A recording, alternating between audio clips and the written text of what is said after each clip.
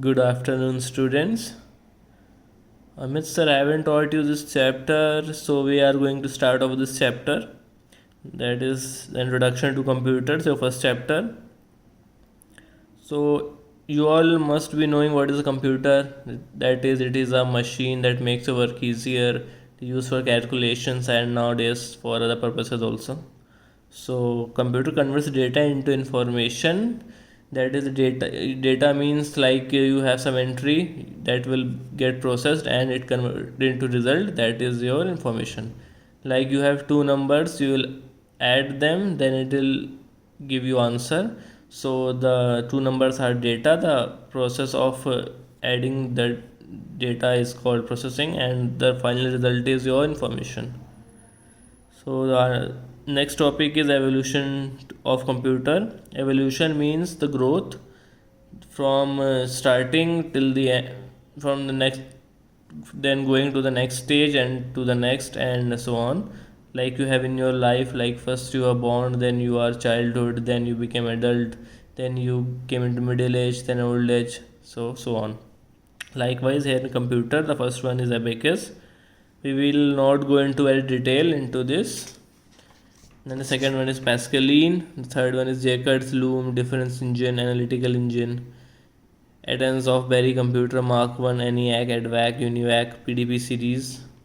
Microcomputers, Pentium series, etc. So now we will come on to the working of a computer system. This part is important, so be very attentive. Working of a computer system has different components. The main components which you can see is your keyboard, mouse, monitor, CPU.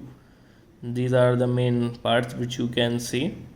So the first one is the input devices, second one is output devices, and third one is peripherals.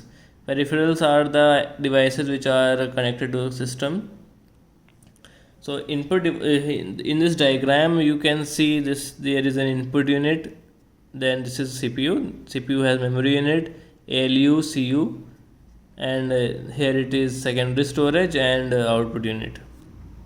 So input unit input unit means devices through which you give your input, like your mouse, your keyboard, and then this part here, your data is being processed.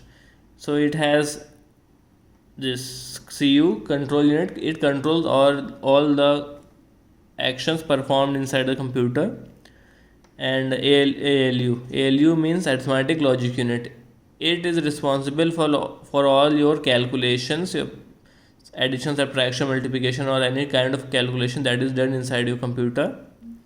Then here it is memory unit. Memory unit means the data is being stored into your memory. Then here it is secondary storage. Secondary storage means your devices like your pen drive, your hard disk. These all are called the secondary storage. And the output unit, your output is being displayed on your monitor or your printer. So these are your output devices, which provides you with the output. Okay. There is this components of a computer system. The first one is computer hardware, second is software, third is user. So hardware, you all know all the tangible parts of your system which you can touch or see by your eyes.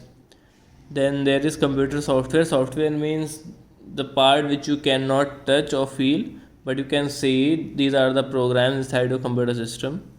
Then computer user. User means the user, like you are the user.